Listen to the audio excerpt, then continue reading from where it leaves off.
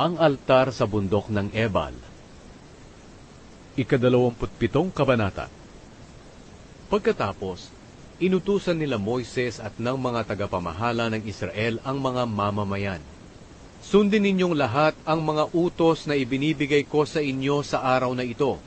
Kapag nakatawid na kayo sa Hordan, doon sa lupaing ibinibigay sa inyo ng Panginoon na inyong Diyos, magtumpok kayo ng malalaking bato, at pahiran ninyo ang palibot nito ng apog. Isulat ninyo sa mga batong ito ang lahat ng kautusan, kapag nakapasok na kayo sa maganda at masaganang lupain, na ibinibigay sa inyo ng Panginoon na inyong Diyos, ang Diyos ng inyong mga ninuno, ayon sa ipinangako niya sa inyo. Kapag nakatawid na kayo sa Hordan, itayo ninyo ang mga batong ito sa bundok ng Ebal, ayon sa iniutos ko sa inyo sa araw na ito. Pahiran ninyo ng apog ang palibot nito. Pagkatapos gumawa kayo roon ng batong altar para sa Panginoon na inyong Diyos. Huwag kayong gagamit ng anumang kagamitang bakal sa pagtatabas nito. Ang mga bato na gagawin ninyong altar ay dapat hindi pa natabasan. Pagkatapos maghandog kayo sa altar na ito ng mga handog na sinusunog para sa Panginoon na inyong Diyos. Maghandog din kayo ng handog para sa mabuting relasyon sa Panginoon, at kainin ninyo ito roon, at magsaya kayo sa presensya ng Panginoon na inyong Diyos. At isulat ninyo ng malinaw ang mga kautusan ng Diyos sa mga batong pinahiran ninyo ng apog. Sinabi pa ni Moises at ng mga pari na mga Levita sa lahat ng Israelita, makinig kayo o mga mamamayan ng Israel. Sa araw na ito, naging mamamayan na kayo ng Panginoon na inyong Diyos. Kaya sundin ninyo ang Panginoon na inyong Diyos, at tuparin ang lahat ng utos sa tuntunin niyang ibinibigay ko sa inyo ngayon. Ang mga sumpa.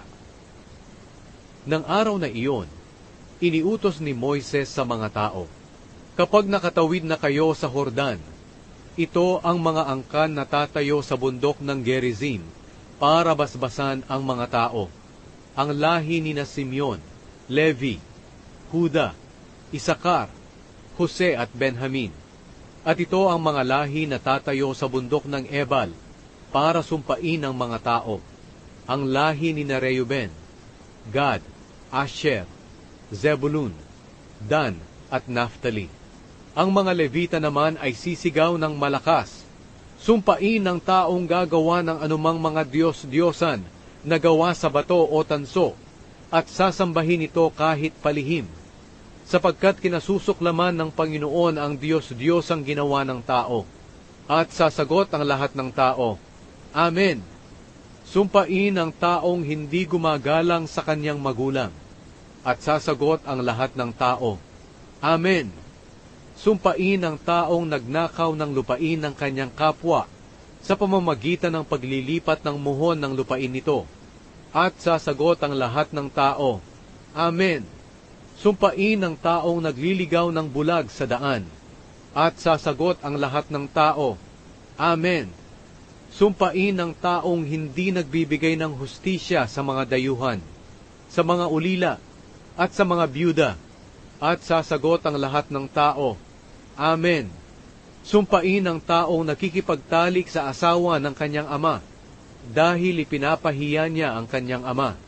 At sasagot ang lahat ng tao, Amen. Sumpain ang taong nakikipagtalik sa anumang hayop. At sasagot ang lahat ng tao, Amen. Sumpain ang taong nakikipagtalik sa kanyang kapatid na babae, kapatid man niya ito sa ama o sa ina. At sasagot ang lahat ng tao, Amen. Sumpain ang taong nakikipagtalik sa kanyang biyanang babae. At sasagot ang lahat ng tao, Amen. Sumpain ang taong pumatay ng kanyang kapwa, kahit walang nakakaalam.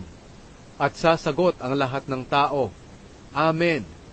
Sumpain ang taong tumatanggap ng suhol para pumatay ng inosenteng tao. At sasagot ang lahat ng tao, Amen.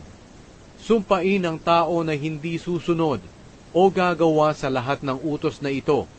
At sasagot ang lahat ng tao, Amen.